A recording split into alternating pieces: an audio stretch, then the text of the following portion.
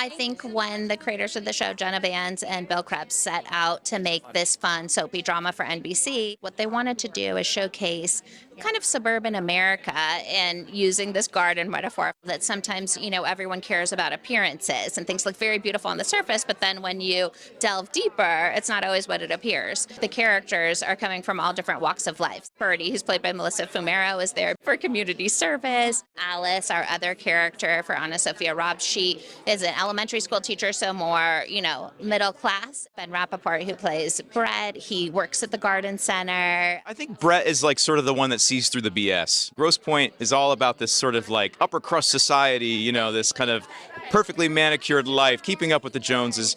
Brett's a blue-collar kid from the other side of the tracks, who went through a really tough time with his divorce, and he's raising his two kids, co-raising with his ex-wife, and he's supporting his family by managing the garden center. And he also has this amazing friendship with his best friend Alice, who he has a little bit more intense feelings for.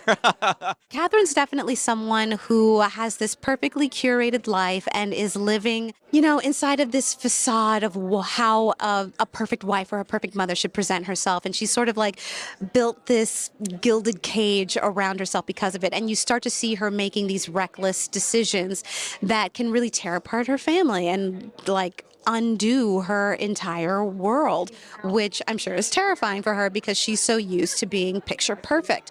And then, of course, add murder to all of that. And she's really falling apart at the seams. It starts with the main characters burying a body right at the beginning. How do you bury a body? How do you cover up a murder? Catherine's not meant for jail. That's not going to work for her. And there's two different time periods. So that's a flash forward, and then your present day. They're 6 months apart, but they catch up and they converge.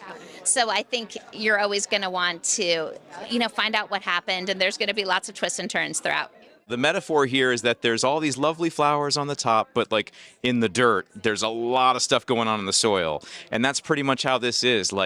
Every character, every storyline, there are lots and lots and lots of secrets to be revealed. I love this kind of stuff because I don't really get to touch on comedy that much in what I do, and that's what this show brings. I feel like it's everything. It's hard to distill it down to one type of mood or genre because you have the murder mystery, but then you have these heart-wrenching, deeply emotional moments, and then you have incredibly sexy or thrilling moments, and then there's this insane, absurd comedy. And I was just doing a scene in the garden, and it was, for me anyways, hilarious. So I hope our audiences enjoy it, but I am so happy that I've been able to expand in this way and be tested as an actor to do kind of the more silly sort of things, and you see if that works out.